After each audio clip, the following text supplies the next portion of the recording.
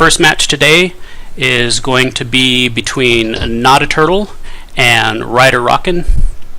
Matisse, do you have any insight on how this match should play out?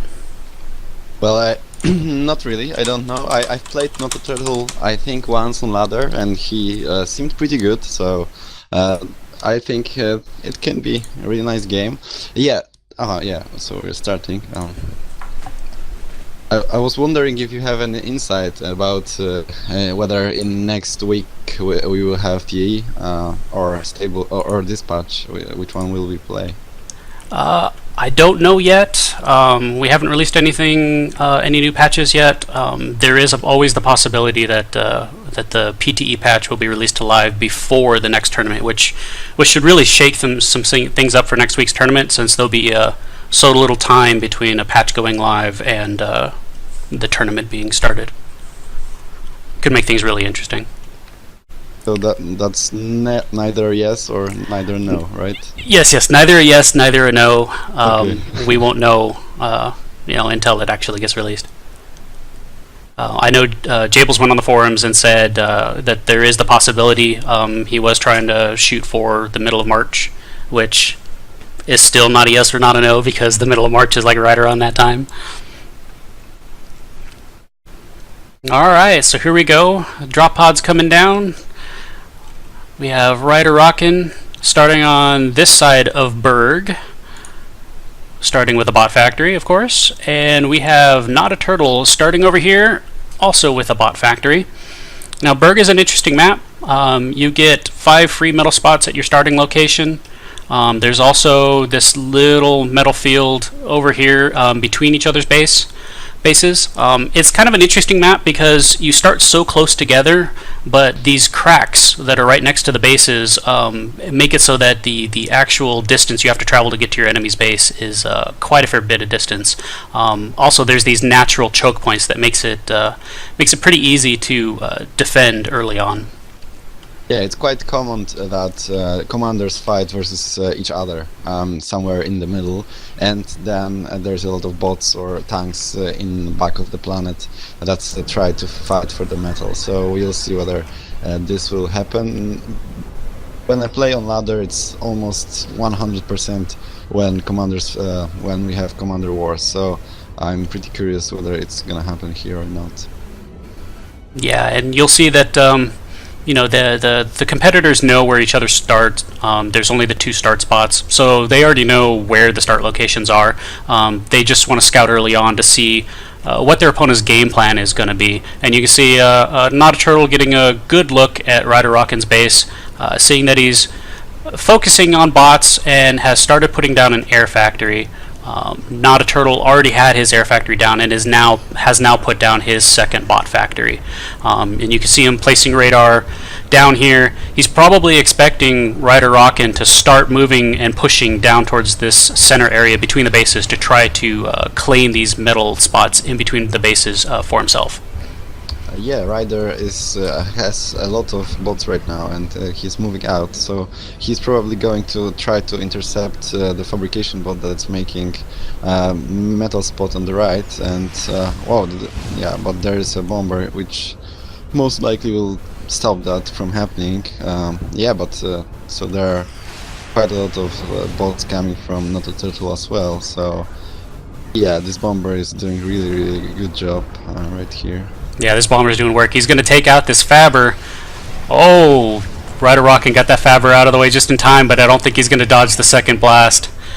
And that is a Faber down for NotATurtle, taking out one of RiderRockon's Fabers.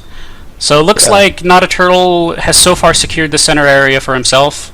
That bomber was well placed by NotATurtle to stop the bot invasion, the docks invasion from RiderRockon.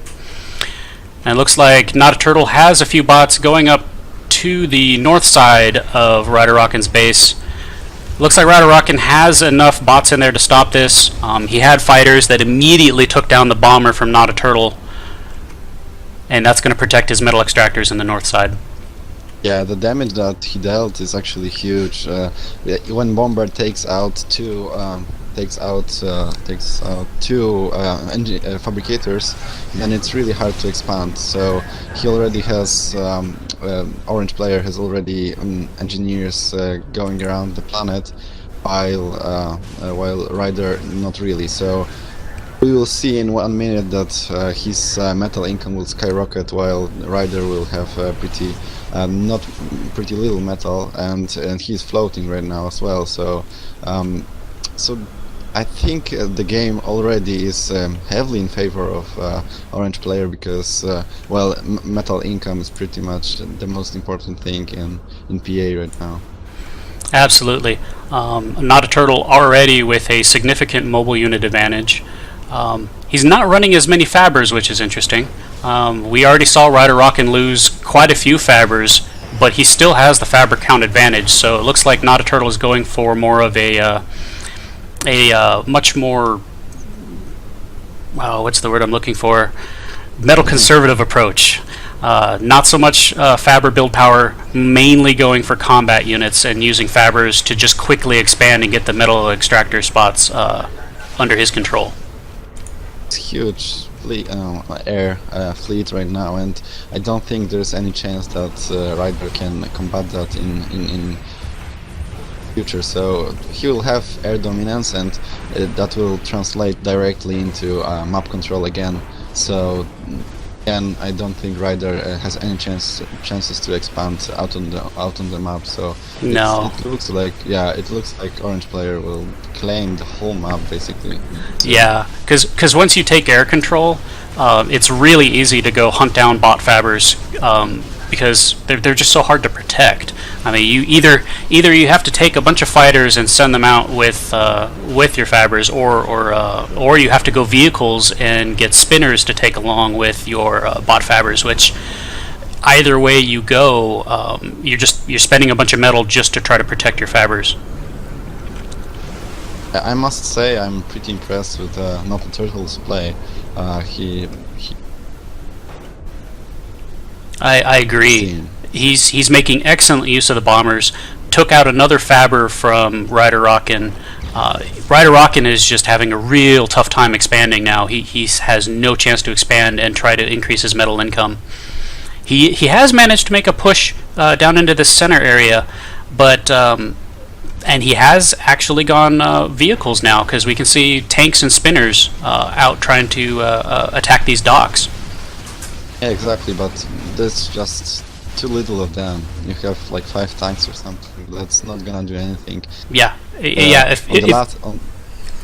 He's trying so hard to protect his units against the air that he's having to sacrifice his ground presence in order to do it. And those bots were just able to easily move in and destroy all those tanks and spinners. And he's sending all the units to the right side, and on the left side there's quite a lot of tanks already, and commander is moving. No, he's making power generators right now, but there's nothing that on the left side that can defend the orange push. Yeah, it's GG already. He knew that he has no chances at all. And that was a GG. Yeah, it was quick.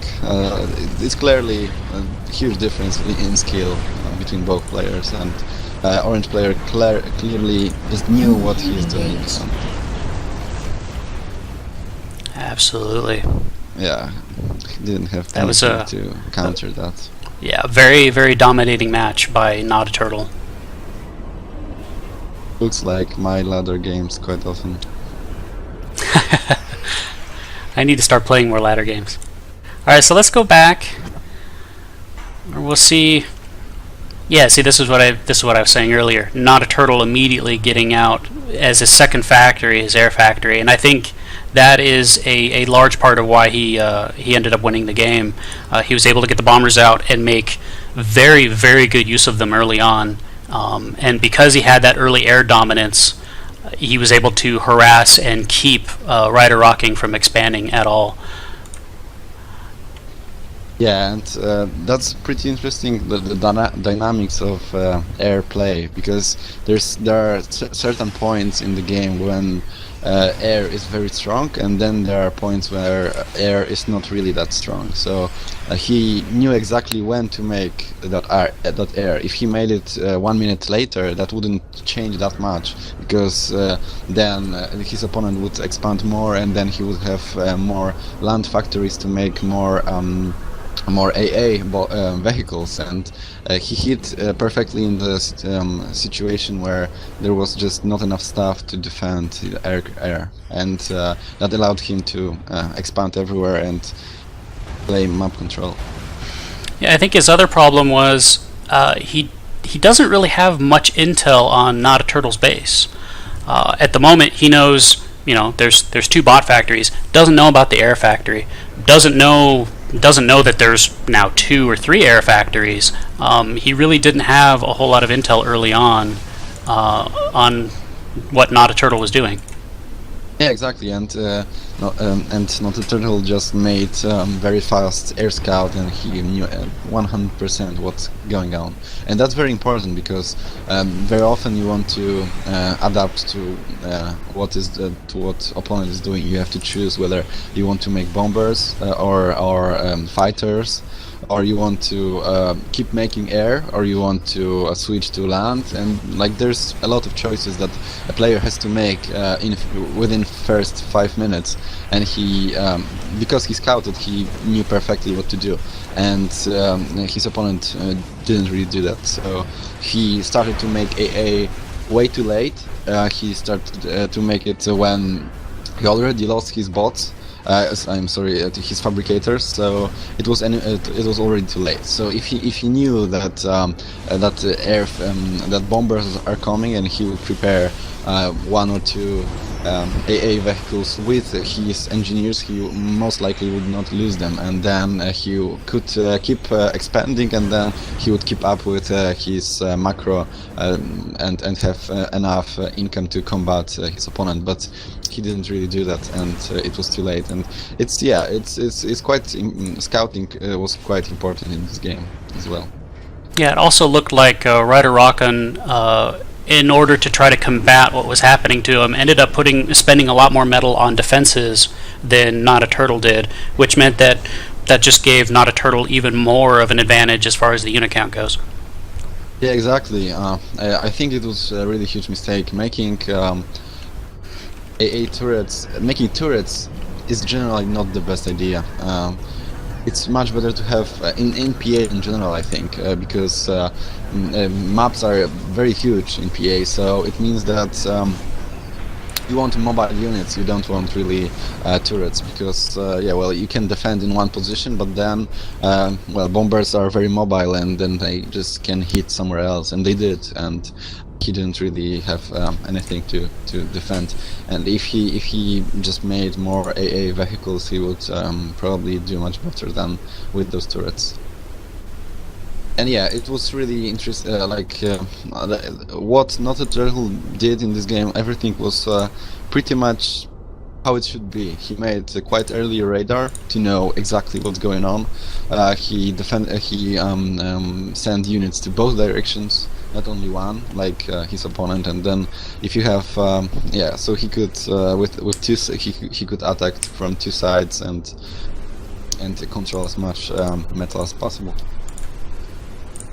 Yep, so once again, well done by NotATurtle for a very dominating performance. Yeah, he might have chance to win the whole thing, I think.